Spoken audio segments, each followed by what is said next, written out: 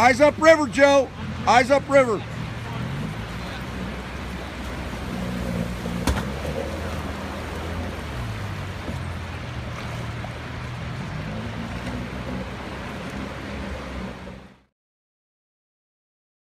it comes to throw bags, we want to start just talking about how to set up the throw bag. So most of them will have a drawstring on them, and the drawstring is good to keep cinched down when you're transporting it to the bank location. Once you got it in the position to make your throws, loosen that drawstring all the way up. Expand the top of the pouch. That'll allow your rope to freely play out of the bag. Then you basically have a grab handle that's typically adjustable. I like to loosen these all the way up, so again, I don't have any encroachment on the bag itself or on the line, and it'll play out freely. In the end of the line, you're gonna have a knot. Make sure that you don't pass your wrist or your hand all the way through this and firmly attach this to your person. You want to always be able to release a throw bag when it's under load and make sure that you don't get pulled into the river inadvertently. There's three basic throwing methods. We have underhand, sidearm, and overhand, or football throw. Each one of those throws are effective for different scenarios, different environments, and different applications. So in my opinion, and with me as a thrower, the football throw or the overhand throw is a short controlled throw. It's got a high to low trajectory, so it's a great throw to use from watercraft for shorter throws, or if you're on an area of the bank where either you're standing in water or you've got a lot of brush around you and obstacles and debris where you've got to get over that stuff and clear it to get to the victim. That's where I'm going to use a football or overhand throw. If I need a little more distance, but I still have that same environment, throwing from a watercraft or a lot of ground debris or brush, then I'm going to use a sidearm throw. Sidearm throws are all about the release points.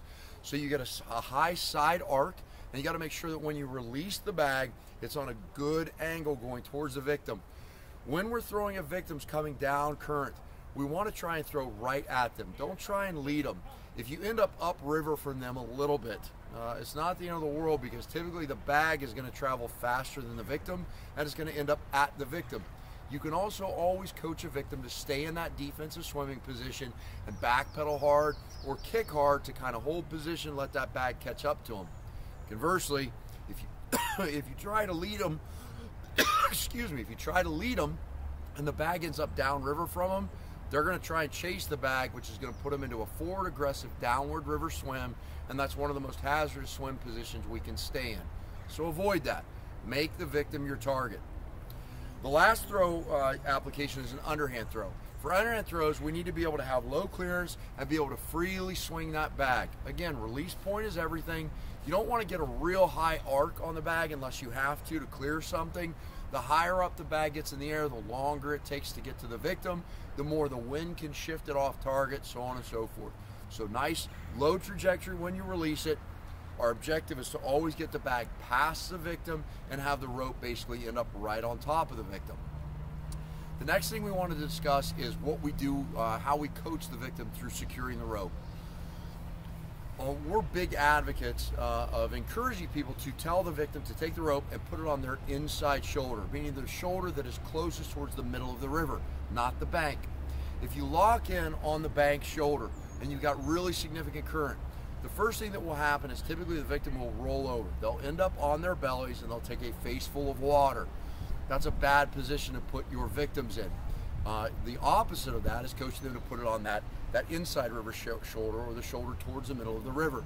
As soon as they lock that in, that sets a natural ferry angle of their head towards the receiving bank, and the current's going to naturally push them right towards you. Remember your body belay techniques. So once they receive that, we want to make sure that we pass the rope around our rear end and our lower back so that the rope is playing off of our downriver hip. We don't want the rope wrapped around our upriver hip because it can get ensnared and pull us into the river. We want to make sure that we can release it if need be. So we'll go through each of these progressions and let you see step by step what each of these look like. Okay, so I'm a right-handed thrower. I'm in position. I've loosened up my drawstring. I'm going to go ahead and put the knot in my left hand and just hold that around my fingers. Remember, don't pass your hand through it, regardless of throwing technique.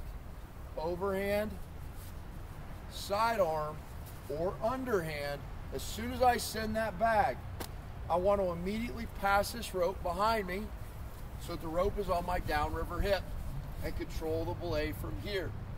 I like to practice being near a tree where I'm just upriver from that tree.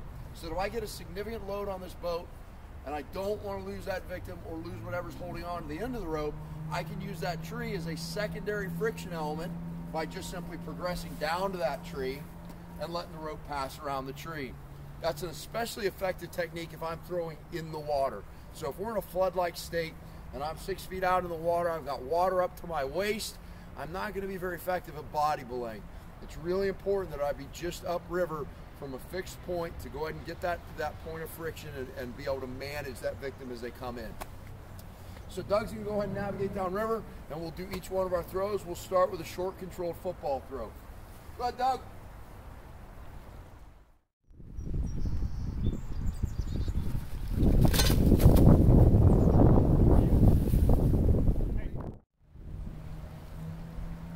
Before I send the rope to Doug, I'm going to make sure I give him a verbal call out of rope. Rope!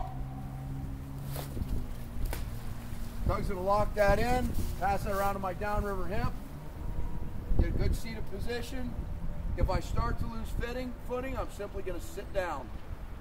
You notice that Doug put that right on his left shoulder and drifted right into shore.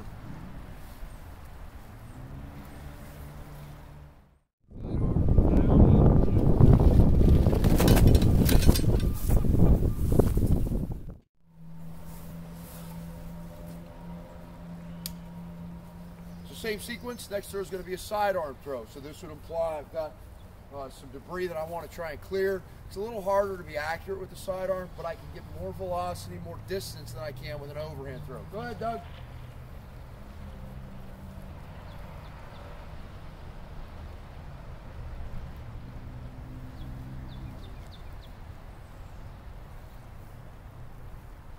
So I'm going to get a good swinging motion to get myself set.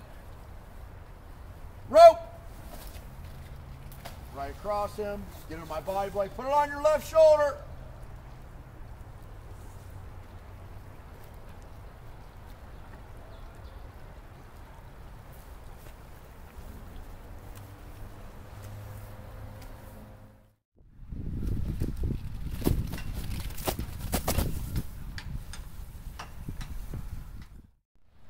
Good.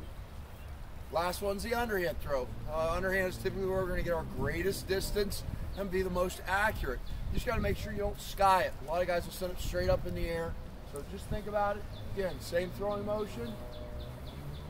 Rope! Right at the victim, get it over them. Left hand! Lock that in on your hip. If you need that second friction point, come right across that tree.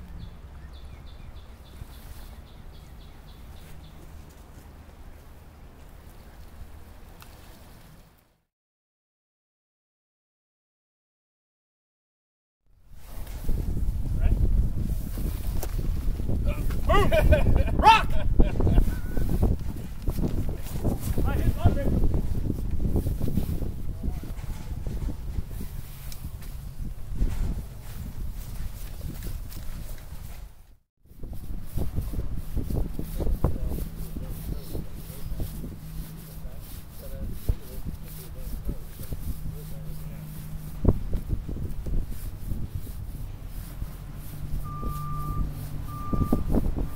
Last thing to discuss is quick reloads and quick rethrows. So on your initial throw, always try to hit the victim when they're upriver from your position. That way if you miss the throw, the bag is already deployed. Don't try and get the bag all the way back into the bank before you make a second throw. Once it's out there and you got the tail of that rope in your hand, you're going to pull full arm lengths and make a couple quick pulls. So 1, 2, whatever you think you need distance-wise to get back to the victim. As soon as you've got that recoiled, you can throw right from that knot in. Just simply switch hands, anchor that rope or step on that rope, and go right back to a throwing motion, and then deploy that rope out to wherever the victim's at.